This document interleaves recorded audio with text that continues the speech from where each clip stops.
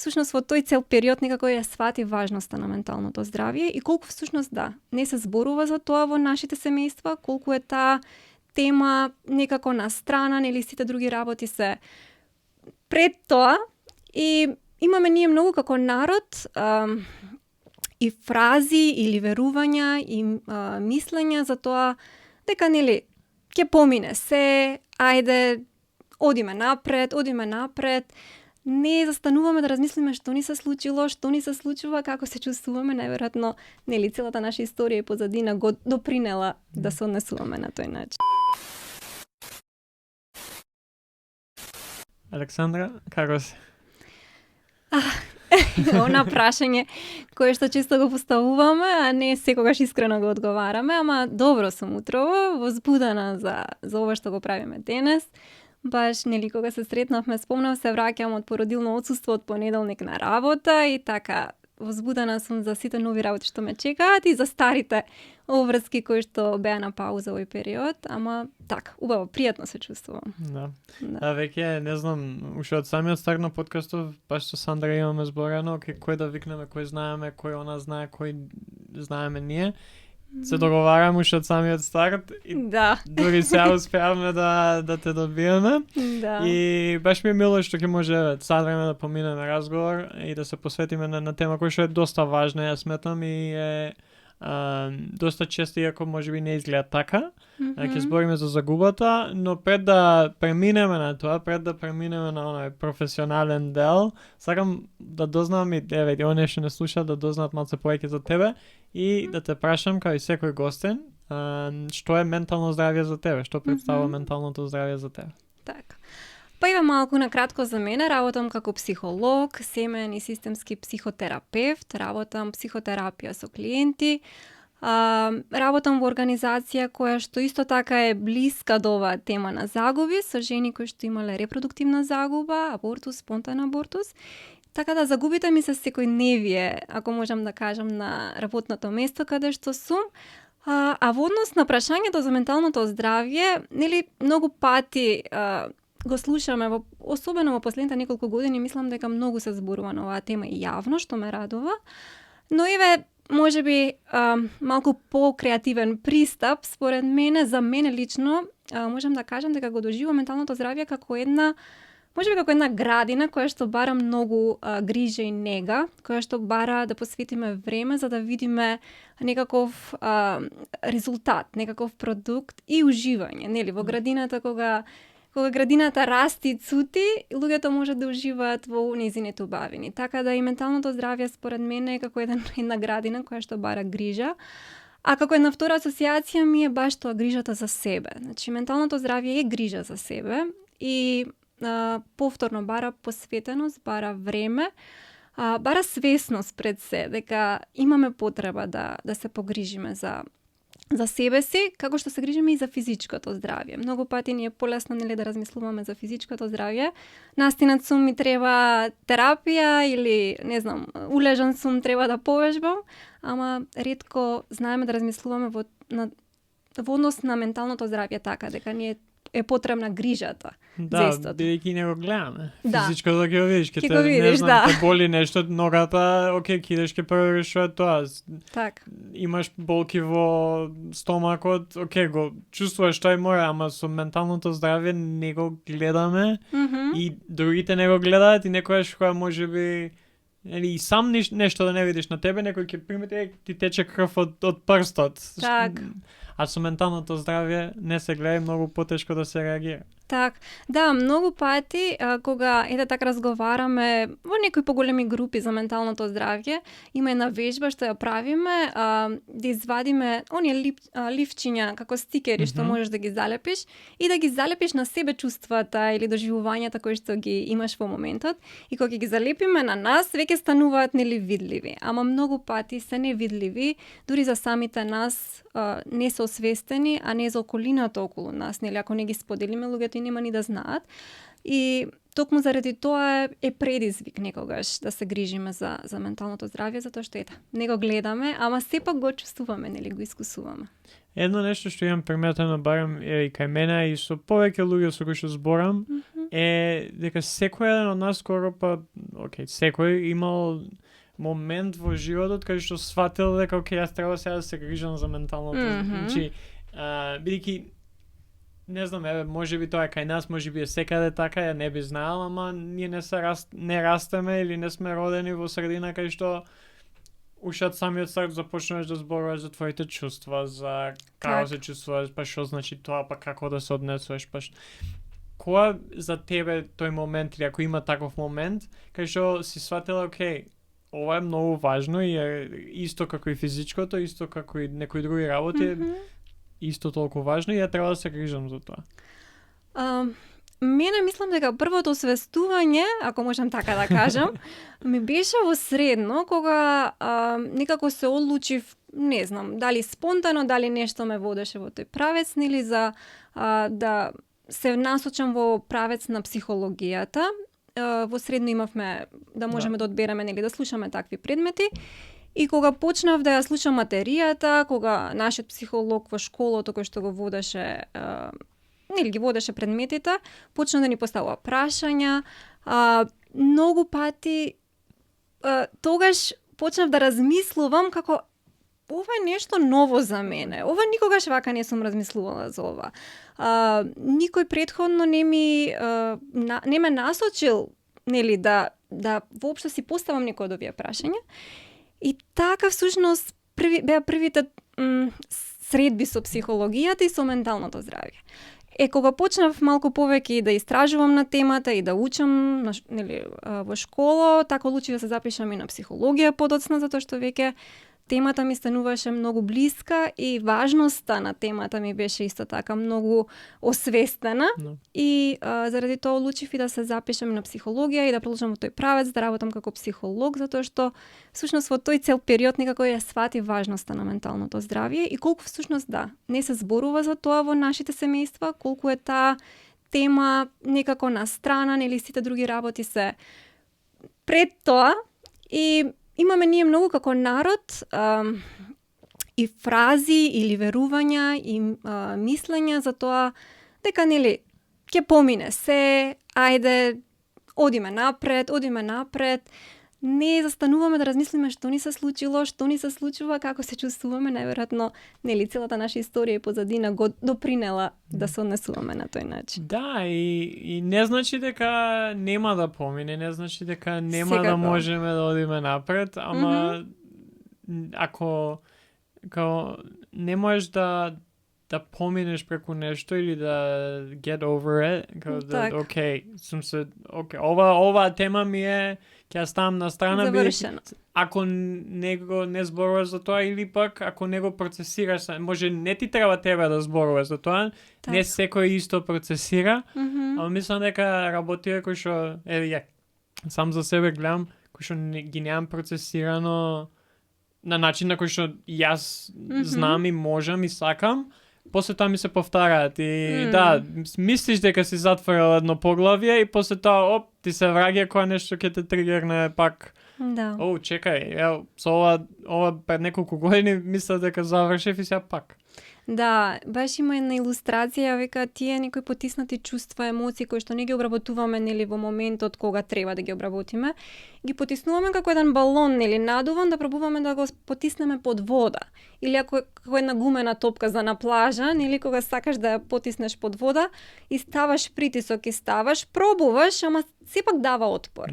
И во некој даден момент кога најмалку очекуваш, тоа некако ќе избие. Експлодира. Да, и ќе одскокне и тоа ќе биде најчесто непријатно, затоа што долго време тоа што е потиснувано некогаш мора и ќе излезе на површината. Ако го сработиме на време или ако се освестиме побрзо и порано, тогаш може да не биде толку експлозивно и со толку големи последици. Да, и најчесто ја барам тоа што сум го видел во мојот живот, најчесто не се тоа големи работи што ќе направат тој балон да експлодира, тука е минорна работа кај што не знаеш, некој не ти отворил врата или не ти кажал добро утро и ти се струшил светот. Готово, не можеш да бидеш близок со тој човек повеќе. А уствари се многу работи кои што Да. И тоа ми е и тоа секогаш барам сега, еве, се обидувам да направам да го применувам во работите кои што ги правам и поготово во односите со луѓе кои што ги имам. Почесто да практикувам тоа, бидејќи знам дека не секој завршува на добро. Така.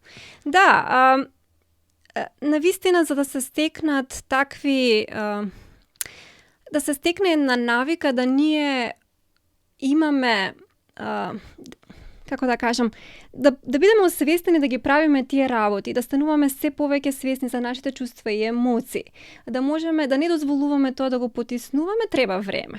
Треба менување на начинот на кој што размислуваме. За да го смениме начинот на кој што размислуваме, исто така е процес. И затоа овие вакви подкасти, емисии помагаат во тоа да ние почнеме да го минуваме начинот на кој што претходно сме размислувале и сега. И потребни се нови здрави навики, а за да стигнеме до тие здрави навики, треба да да освестиме важноста за грижата за себе. И во однос на загубите, многу пати не сме свесни за она што ни се случува во моментот и заради тоа подоцна после одредено време знаат тие работи да излезат на површината. Да бидат баш како тој балон кој што ќе пукне. Во мојата работа со клиентите, често пати клиентите доаѓаат за други причини на терапија. Не доаѓаат затоа што некаква загуба искусиле, па сега ќе седнеме да зборуваме и знаеш што, јас вчера ми се случи ова, знам дека е загуба, се чувствувам имам вакви чувства и емоции. Не, доаѓаат со друга приказна. Доаѓаат со приказна дека, не знам, не уживаат веќе во работите што ги сакале претходно или дека имаат некои нови стравови со кои што никогаш претходно не се соочиле и се справиле. Дека не им оди на факултет и дека не ги бива за ништо. И кога ќе тргнете да работите на темата, сваќате дека таму длабоко некаде се крие нешто друго кое што не било обработено, кое што е потиснато и треба да излезе на површината. Така да и загубите како тема, ако кажеме, бараат од нас освестување за нашето ментално здравје и за тоа како можеме да си помогнеме на себе си кога во такви ситуации се чувствуваме на одреден начин. Да, и мислам дека е едно нешто баш кога зборевме за ова пред да почнеме да снимаме, кај што да знаеме за загубата како големо нешто, например, кога некој твој близок ќе почине или сега мене ми се има случајно неколку пати кога некоја позната личност ќе почине и сите зборуваат за важноста, колку е важно ќе кажуваат на твоите дека ги сакаш или такви некои работи кај што животот е краток. И тоа го сваќаме, да, зборуваме тоа за тоа, ама уствари загубата не е само ако некој си замине.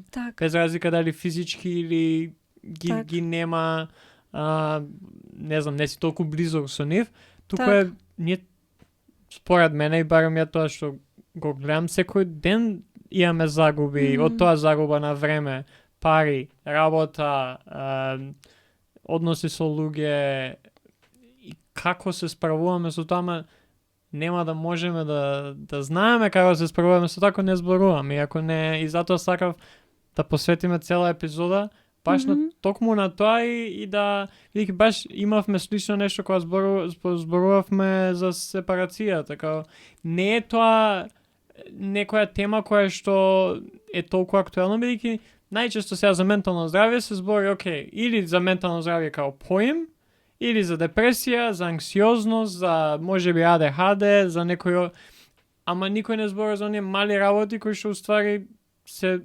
најчесто почетокот на депресијата и почетокот на анксиозноста, почетокот на проблемите, оние поголеми проблеми со менталното здравје. Так. Да, токму така, кога зборуваме или кога ќе спомнеме загуба, одма на сите некако асоциација ни прави тоа, некој да почине, отсуството на присуството на некоја личност. И да, тоа се едни од најголемите загуби. Иако секоја загуба е загуба и не можеме да ја мериме како на кантар, ама од друга страна пак сите овие мали работи кои што, како што спомена и ти, ни се случуваат секојдневно, не ги доживуваме како загуба, можеби заради тоа што ги споредуваме со некоја голема работа, нели? Па сега ако сум паднал на испит, не значи дека како некој да ми умрел. Или ако, не знам, некој пријател ми заминал, или сме се скарале, или веќе не сме во контакт, не значи како да го нема веќе, нели, или како да умрел. Одма некако тоа ги споредуваме работите и некако не им даваме доволно значење и важност. А напротив, сите тие работи, нели, како се таложат едно врз друго и потоа добиваат една тежина која што во еден даден момент не можеме да ја носиме. И за сепарацијата, токму и сепарацијата е загуба, нели? Се случуваат промени кои што нешто добиваме, нешто губиме. Но ако почнеме да размислуваме на загубите како нешто што секојдневно го искусуваме и ако почнеме да им даваме значење, наистина ќе знаеме како да се, нели, ќе се трудиме да најдеме начин како соодветно да се справиме со истите. Да, баш ако зборуваме за помладите генерации, нели, многу често се случува сега и булинг и сите тие работи по школите. Тоа е загуба на пријателство, загуба на својот дигнитет, можеби, нели, достоинство. Загуба на комфорт. Ти не се чувствуваш убаво кога ќе на школа. Така. Исто така, на факултет, да речеме, паднат испит, нешто не може да се помине семестарот. Сите тие работи можат да имаат голем импакт, големо влијание врз развојот на личноста, врз самата личност и да доведат до одредено однесување, одредени доживувања кои што подоцна може да се пројават како, не знам, анксиозност, како депресивно расположение, намалено расположение, немање волја за правење на одредени работи, сите оние, нели, чувства и доживувања кои што одат последователно на тоа. Да, и мислам дека многу е полесно ако научиш да се справуваш, да ги наречеме, со помали загуби, ако научиш да се справуваш со нешто што за нас изгледа помало, многу полесно ќе ни биде кога ќе се случи таа голема загуба, која близок човек ќе ни почине или ќе го нема повеќе во нашиот живот, ќе имаме дефанзивни механизми кои што нас ќе ни помогнат, бидејќи знаеме како да правиме тоа. Да, можеби ќе изгледа малце поразлично. Дефинитивно. И ќе биде потешко и се тоа стои, ама веќе ја не ми е прв пат да се соочувам со загуба, бидејќи најчесто иако ние не знаеме, ние се соочуваме со загуба и ние може имаме механизми за како да се соочуваме со паѓање на испит, Так. Ама не го сваќаме тоа како загуба и не знаеме како механизми што сме ги научиле за тоа да ги користиме во овој случај кој што е нешто преголемо и нешто што мислиме дека не можеме да се справиме. Так. Да, баш тоа, нели, ако нешто вежбаме на мали стази, потоа ќе сме спремни да трчаме и на подолга стаза.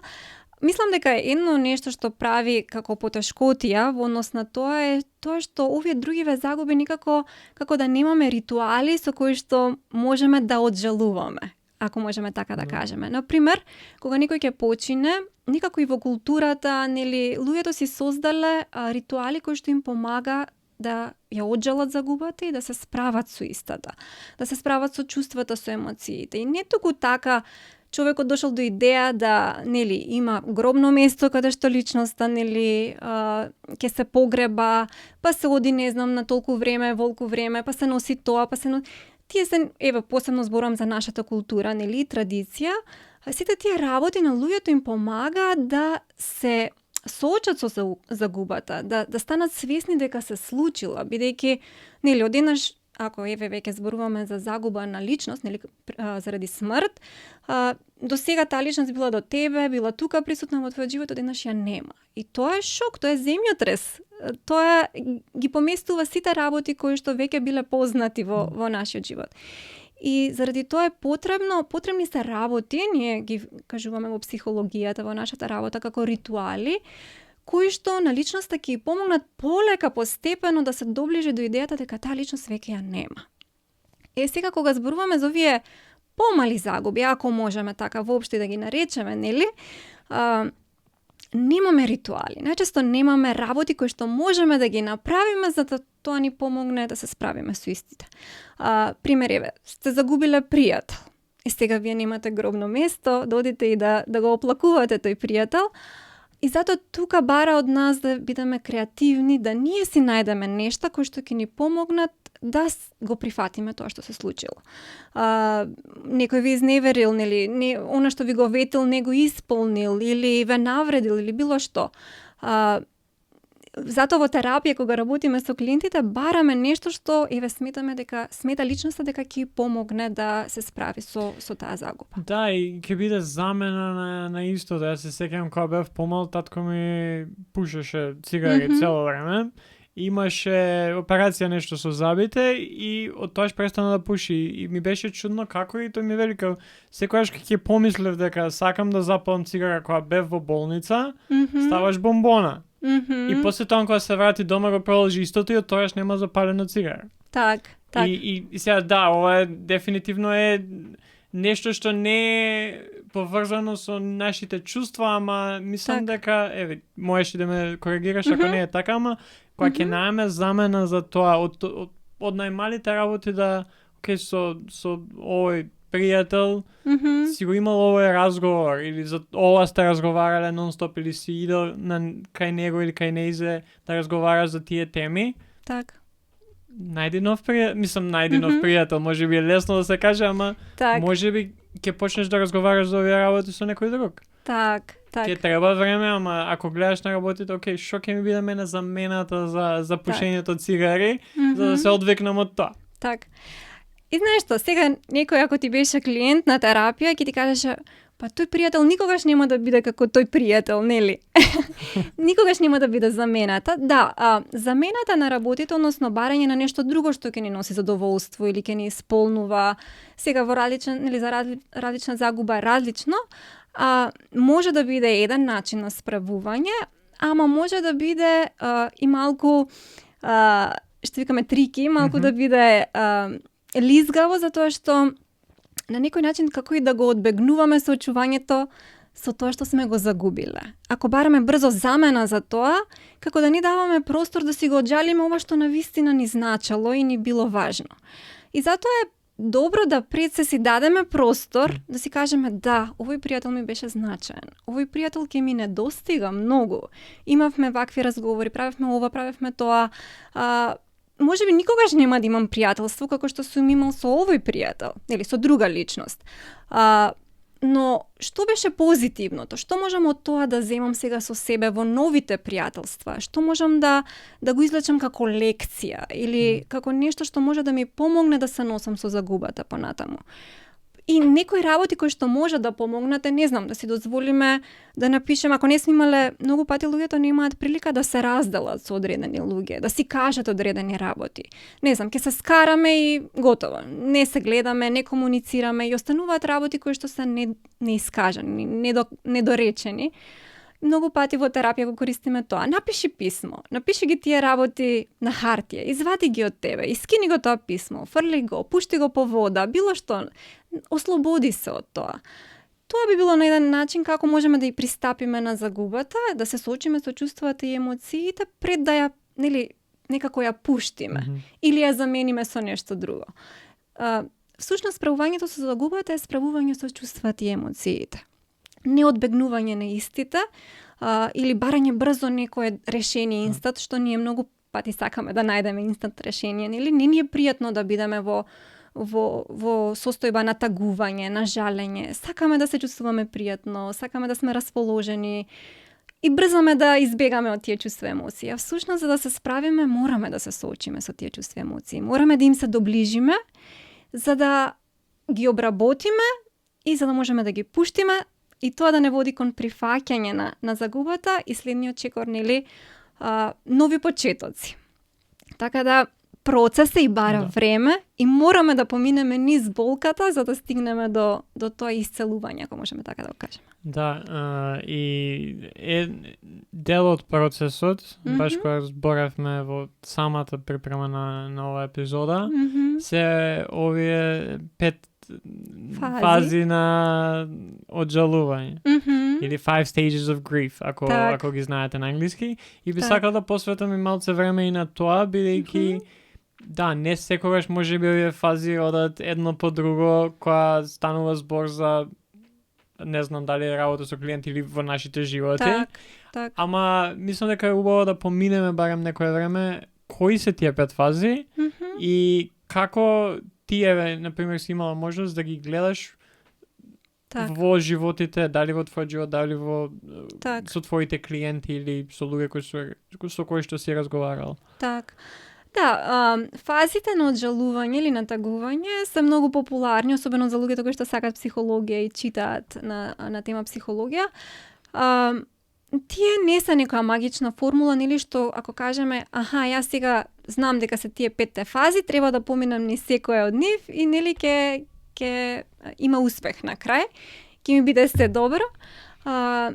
Тие само ни даваат малку подобро разбирање каде сме ние во целиот тој процес на тагување или увид еден, нели, ако бидејќи кога се случуваме со загуба, се чувствуваме како еден хаос да ни се случува во главата.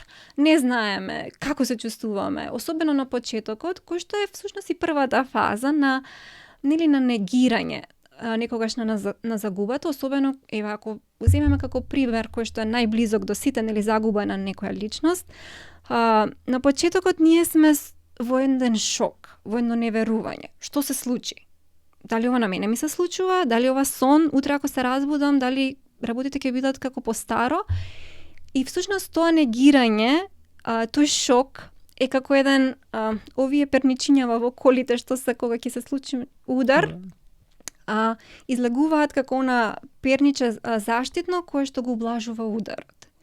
И неопходно е, замислете вие до сега се било окей, одеднаш се случувате со загуба, тоа е еден емоционален шок. Неопходно е да се случи едно негирање за да се заштити нашиот ум, нашиот мозок од целиот тој шок и последиците кои што ги носи загубата.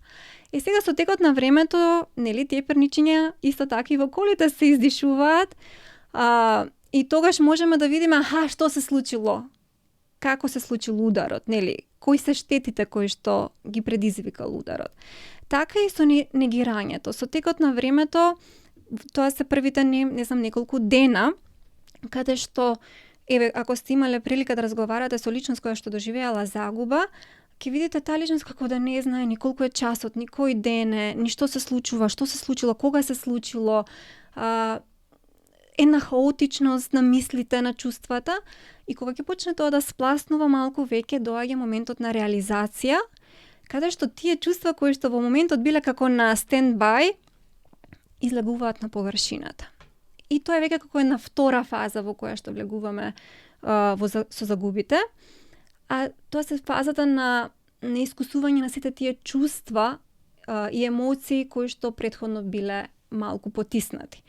Се јавува лутината, се јавува фрустрација, се јавува нервоза, се јавуваат едно преговарање, може некаде така да ја сретнете како наслов на тој период.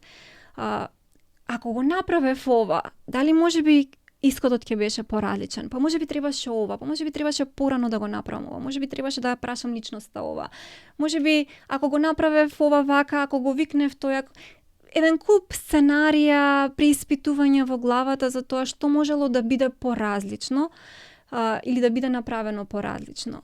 Потоа полека, нели, тие фази не траат 2-3 дена, траат со недели. Може да траат и пократко и подолго кај некој. Потоа следува еден период кога ќе сватиме што се случило, почнуваме да ја гледаме реалноста, емоциите почнуваат да излегуваат на површина, како една река која што една брана која што е пуштана, нели, реката да истече, веќе доаѓа периодот на тагување, на намалено расположение, депресивно расположение, како да нашето тело да се смирува, да се забавува со цел да може да се случи тоа оджалување. Сега многу е важно да се случи тоа, затоа што, нели, тагата е неопходна во целиот тој процес да ја искусиме, затоа што замислете вие сега сте искусиле загуба и утре вие сте среќни, расположени, спремни за нови предизвици, телото нема време кога да процесира. за да се случи тоа процесирање, мора да се случи тоа намалено расположение, тоа чувство на тага, на едноставно на очај можеби во дадени моменти. Затоа што тагата во тие моменти си ја справи својата функција. Не стишува, не забавува ја, намалува нашата енергија и ни вика, окей, сега застани, дозволи си да го isprocesираш што се случило. Оджалувај. Во тој период, во таа фаза помагаат ритуалите.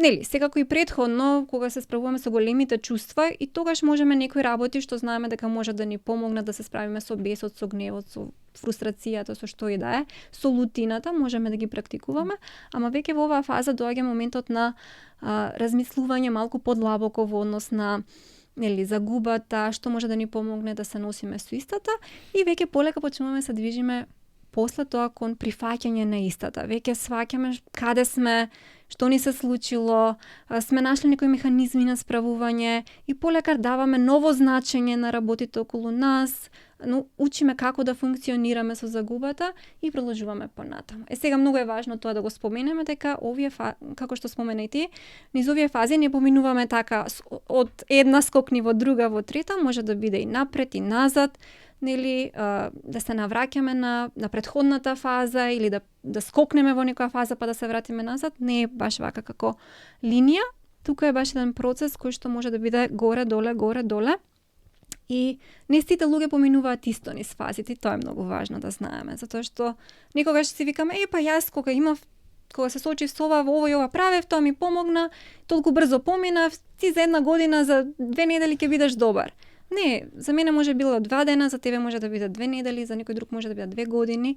И за една личност може да биде различно од загуба до загуба, од личност до личност. Пак може мене ми требало недела дена да поминам таа некоја прва фаза на негирање и на неприфаќање што се случува, може некојаш ќе ми треба пола сат, бидејќи едноставно секоја загуба различно влијае на нас и е различен шок и ако се соочуваш со загуби, као ќе оттрпнеш од загуби, веќе ти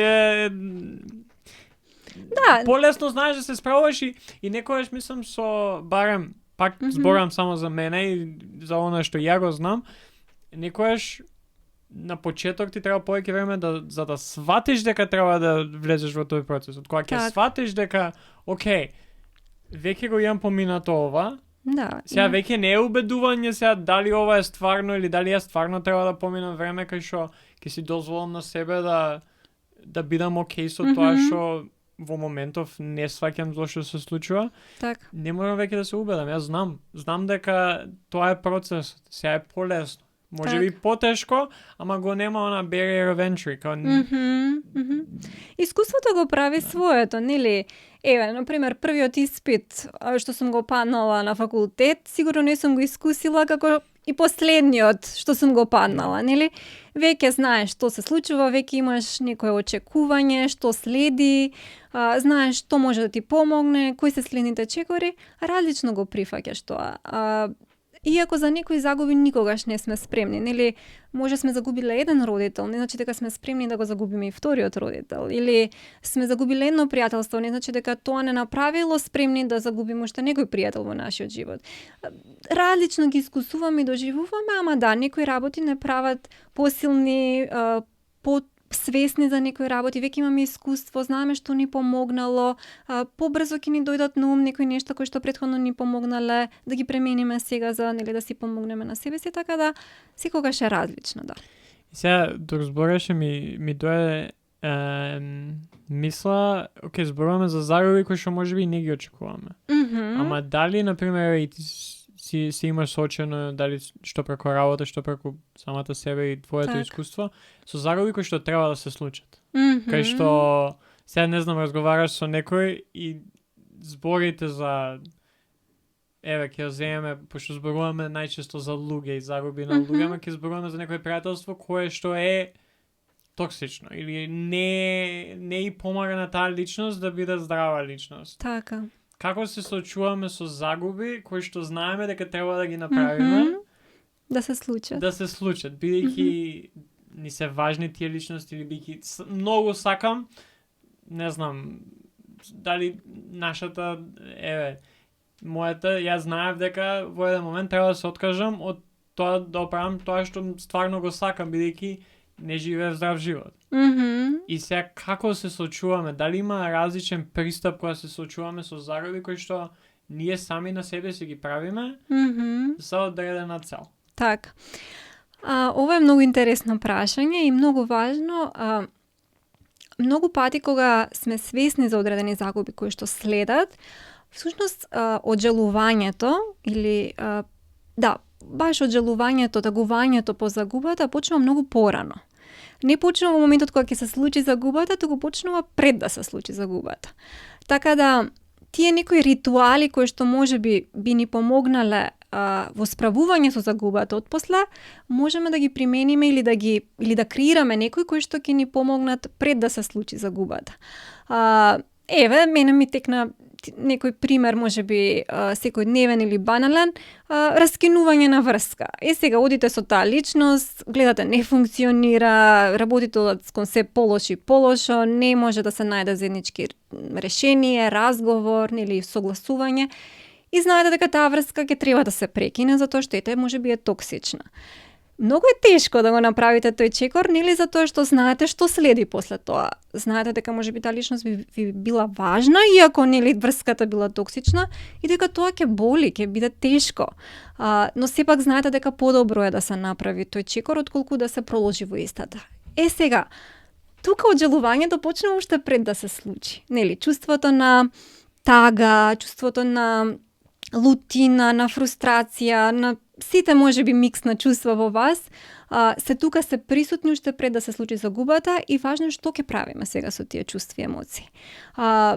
Од една страна позитивното е што ако ние се оджалуваме пред да се случи загубата, тоа значи дека кога ќе се случи загубата некако ќе бидеме повеќе подготвени да се носиме со истата, затоа што сме тука свесни дека се случува, тука е, знаев дека ова ќе се случи, или кога нешто знаеме однапред можеме да се подготвиме. Имаш потреба. Да. Ќе има позитивен ефект на тебе. Сега исто многу зависи од видот на загуба. Никогаш може да дојде до чувство на ослободување. Се случи конечно, заврши конечно. Пак мене ми текнуваат такви примери, можеби затоа што се најтипични за загуба, ама кај луѓе кои што долго време биле болни. И семејството поминува низ оджалување уште пред таа личност да почине. Затоа што полека ја губиш личноста, ја однемува секој ден помалку и помалку. Кога ќе почине личноста, може да дојде до едно чувство на ослободување, како конечно ни таа нема да се мачи, ни ние нема да се мачиме и да гледаме како страда таа личност. Но од друга страна, пак се тука чувствата со кои што треба да се носиме, отсуството на таа личност. Како сега понатаму без таа личност. Така и во однос на прекинна врска, како понатаму сега без таа личност. До вчера сме правеле се заедно, сме учеле заедно, сме шетале заедно, сме планинарале заедно. Сега одеднаш ја нема таа личност. Но кога веќе знаеме однапред дека тоа ќе се случи, некако имаме простор да се подготвиме за она кое што доаѓа, колку што можеме, нели? Не секогаш можеме да сме спремни 100%. Да, и како например колку например само е некогаш тешко да се убедиме дека тоа треба да направиме. Бидејќи најчесто станува збор за, поготово ако е тешката ситуација, станува збор за подолга врска или за подолго време си поминал, и 5 години истрошив. Си инвестирав и сега за ништо. Ништо нема, например, од врска нема да биде брак или сум се посветил 5 години да ја работам оваа работа и сега за џабе сум ја работа. И многу е тешко и некојаш и јас сам имам видено луѓе кои што поради тоа, поради годините продолжуваат со тие некои останува таму каде што се, така. Како да се справиш со тоа кога има преголем страф, за да страфот, неочекуваното, не знам како ќе биде, сум потрошил време. За џабе било се. Многу пати ние се фокусираме на она што ќе изгубиме. Полесно ни е да се фокусираме некако, ни доаѓа природно да се фокусираме на тоа што ќе го загубиме. Тешко ни оди, нели нормално е да е во тие ситуации, тешко да ни оди да размислуваме за што ќе добиеме.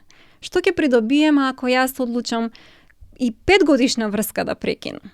Што ќе добиам ако одлучам во оваа работа која што не знам, сум бил толку време, сум вложил труд да ја прекинам. Дали можеби тоа ќе ми даде некои нови видици, дали ќе ми отвори нови перспективи, дали можеби нешто и ќе добиам наместо да се фокусирам на тоа што се ќе загубам ако го направам ова. И ако почнеме така малку да сепак да си дозволиме, пак ќе кажам, да оджалуваме. Нормално е, пак, како што спомнати, се прашувам дали вреди, колку ќе вреди. Тоа е моментот на преиспитување, таа втора некоја фаза каде што нели си ги поставуваме сите тие прашања. И всушност здраво е да си ги поставуваме тие прашања затоа што тоа ќе ни помогне да ја прифатиме загубата. А ако ги игнорираме тие прашања, ќе ги потиснеме и чувствата и потоа некогаш негде ќе излезат на површина и ќе направат хаос. И во реда да си ги дозволиме да си ги поставиме тие прашања, ама и да не дозволиме да потонеме во истите. Туку баш да ја видиме и другата перспектива. Океј, што ќе добиам? Што можам да извлечам од целото ова искуство? Што може да биде позитивното во ова? Тешко е да се видат. Особено има ситуации каде што во тие моменти какво позитивно, нели, воопшто не ни паѓа на памет што можам да добиам. Ама таму некаде кога ќе си дозволиме, нели, да оджалуваме, да го видиме тоа светло во тунелот, нели, да видиме што е она што може да извлечам за понатаму и како лекција животна од оваа ситуација, не знам, ако е врска, океј, дали што ме научи оваа врска? Нели, во кои работи може ми даде увид што сакам, што не сакам, со каква личност можам да живеам, што можам да прифатам, што не можам да прифатам, кои се моите ставови, кои се моите вредности, каде сакам јас да се движам понатаму во животот. Така да тие некои ситуации можат и многу да не научат за понатаму, што може да ни биде голема добивка. Да. Една личност, ако сега се справува со нешто, дали може самата таа да се справи со тоа или треба помош од, например, ако јас се соочувам со еден од оние примери кои што ги спомнавме, дали е загуба на личност или е загуба на физичка работа или на нешто материјално, дали може сам јас себе да си помогнам? Така. Секако дека можеме сами да си помогнеме. Мислам, фала на Господ што не мора секогаш ние психолозите да трчаме и да спасуваме. Сите ние носиме во нас тие резилиентни снаги кои што може да ни помогнат да се носиме со ситуациите. Но важно е да тие начини бидат здрави начини на справување. Многу пати луѓето во тие ситуации некако тежнеат кон оние нездрави навики на справување со многу пати тоа може да биде, не знам, потиснување на чувствата со храна, негирање на проблемот со тоа што тешко ми е периодов, што правам секоја вечер, гледам серии, не знам, времето го трошиме на некој нездрав начин. Се додека личноста е свесна за она што и се случува и се труди да најде некои здрави начини да се справи со тоа, секако дека можеме сами да си помогнеме. Важно е во тие моменти пред се да освестиме што ни се случува.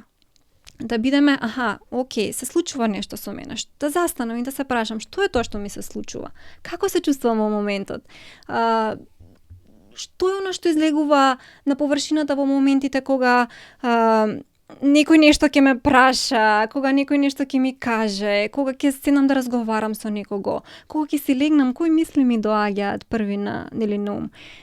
Да си дозволиме некако да ги освестиме чувствата кои што ги носиме и да се прашаме, океј, што може да ми помогне во однос на овие чувства. Многу пати физичка активност знае да помогне во справување со одредени чувства и емоции. Вежбање, пешачење, слушање музика, разговор со пријатели. Иако јас често пати во терапија го кажувам тоа, разговорот со пријател не е исто како разговор со психолог, затоа што многу луѓе тоа ги кажат, јас се разговарам со родителите или со пријателите. Тие луѓе се субјективни. И многу пати ќе ни кажат работи што сакаме да ги слушнеме. Затоа можеби некогаш во дадени ситуации неопходна е стручната помош. Но секако дека можеме да истражуваме и да креираме тие ритуали кои што ќе ни помогнат да се носиме со загубата.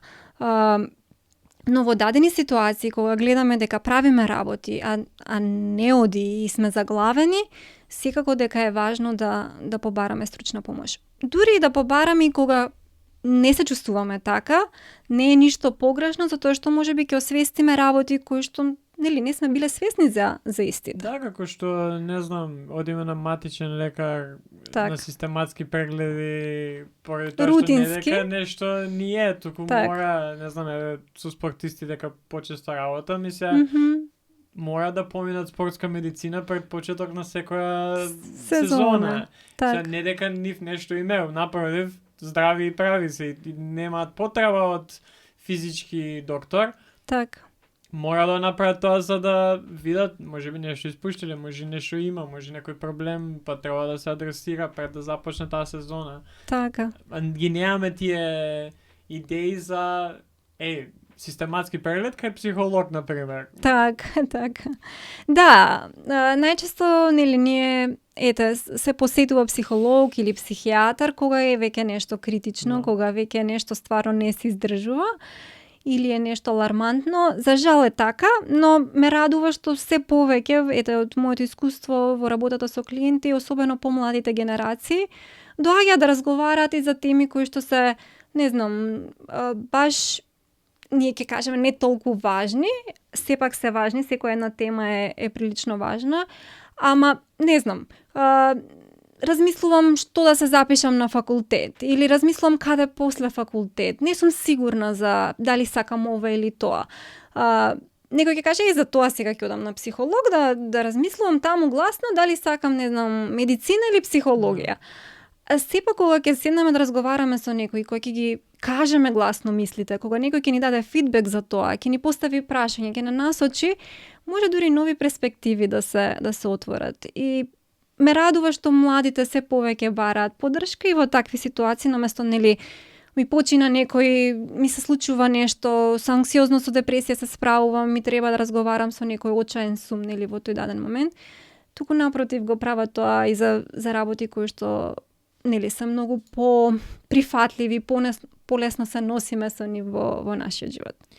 И сега, ја не би бил јас ако не те прашам за ова, бидејќи е нешто со кое што, знаеш, кога си помал, е по-окей, ама, например, кај машките, спортот е голем фактор во самото растење, преки женските, ама, гледаме спорт. Потипично, Да. така е за Мене се уште, например, ако сум приврзан со некоја екипа или ако екипата за која што навијам изгуби. Тие некои чувства се не знам, вистинска загуба, бидејќи иако ја не можам да влијам на резултатот и не можам ништо да направам за тоа, пак ме прави да се чувствам да, не знам, ми се случи пред некоја година и мислам и го имам кажано овај на подкастов, кај што екипата за која што навијам, Партизан, изгуби утакмица кај што е многу важна, ја морав у 11:30 навечер да истрчам 3 круга околу зграда, пошто нема тие емоции.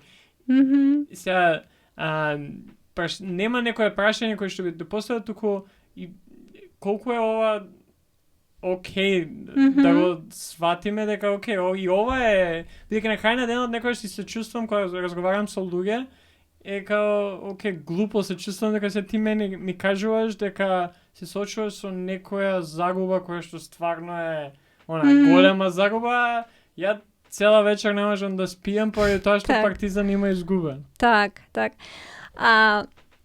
Секој различно ги доживува загубите и можеби, да, за некого би звучало како глупост, сега ти се фрустрираш за тоа што твојот тим изгубил, видиш што се случува во светот, или видиш што мене ми се случува или на другиот. Важно е сите чувства да си ги валидираме. Сите чувства се валидни. И моите, и твоите. И во тие моменти за тебе тоа е загуба и доволно е тоа за тебе да биде загуба, за да ти дадеш значење. Не мора да биде за сите други околу тебе. И тоа што си го направил, да излезам и да истрчам, знаејќи дека тоа ти помага, тоа е многу здрав начин на справување со загубата, наместо, не знам, ќе одам во седмица и ќе изедам еден хамбургер, пошто сум нервозен и ми треба нешто да ме смири. Не треба да ги мериме, загубите на тоа која е поголема или помала, или која е поважна и помалку важна, или кои чувства се валидни или помалку валидни, или релевантни или нерелевантни. Сите ние различно размислуваме, различно ги искусуваме работите и во ред е да сега може би потешко ти е тоа да најдеш некој со кој што ќе можеш нели да ја споделиш фрустрацијата во тој момент, затоа што ете не знам на некој твој близок не му е тоа важно како што на тебе ти е важно, ама важно е во тој момент ако сме свесни дека ни се случува и искусуваме одредени чувства емоции, оке што да направам со истите, како можам да ги канализирам, во што можам да ги преточам. Некои луѓе во такви ситуации почнуваат да пишуваат и книги или не знам, нели прават нешто креативно. Таа фрустрација, нервоза ја преточуваат во нешто креативно. Така да и твоите чувства се валидни во тие дадени моменти и било кој во која ситуација, не знам, некој ќе каже мачето ми умре и сега цела година гледате слики постира на Инстаграм секој ден од мачето. И си кажа, бре, на мачка, као, види колку мачки има на улица, земи си друго. Не, тоа маче има некоја поврзаност со него. Може би за тебе партизан значи нешто повеќе отколку за мене партизан. Да. И затоа твоите чувства се такви какви што се во тие ситуации, а моите се вакви какви што се, нели? Така да не можеме да ги споредуваме тие работи и важно е и кога разговараме со другите, кога некој ќе каже дека така и така се чувствува, да кажеме окей, разбирам дека ти е тешко. Може би не знам како е, ама разбирам дека се чувствуваш така како што се чувствуваш.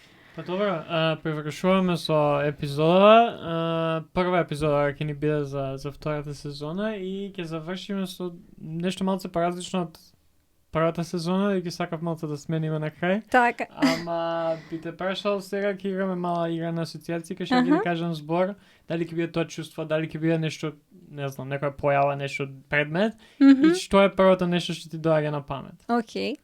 И ќе почнеме со, збориме за загуба, што е првото нешто кое ќе слушнеш загуба? Тагување. Среќа? Жолта боја. Тага. Солзи. Радост? Насмевка. Сонце? Плаша. Дошт? Чадор. И ментално здравје за на крај. Па може би цвеќе, затоа што спомнав дека е грижа за себе и може би како што цвеќето бара полевање, така и менталното здравје бара грижа, полевање, нели, за да може да биде, да се негува, за да го имаме.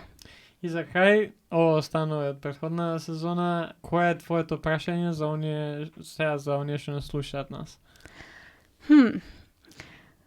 Па може би што е тоа што сте го направиле за вашето ментално здравје денес, вчера, овој период и што е тоа што треба да го промените ако не сте направиле нешто или ако не сте задоволни од нешто или ако се чувствувате на одреден начин, што е тоа што може да го промените, затоа што многу пати правиме се во хаосот од обврски, правиме ова и забораваме да се грижиме за себе и за своето ментално здравје и мислам дека една како прашање за себе, рефлексија, што треба да си го поставуваме, окей, што направив денес за да се погрижам за себе, што направив денес за да се погрижам за моето ментално здравје, така да нека биде тоа една мисла, нели, која што може да има другите прашања кои што може да си го постават. Сандра, фала ти за гостувањето и за овој разговор од скоро па 1 сат. И се надам дека ќе имаме пак прилика да разговараме можеби на некоја друга тема, во некоја друга прилика. Супер, фала на поканата, баш ми беше пријатно. Се надевам, споделивме работи кои што ќе допрат до другите и ќе им бидат од значај.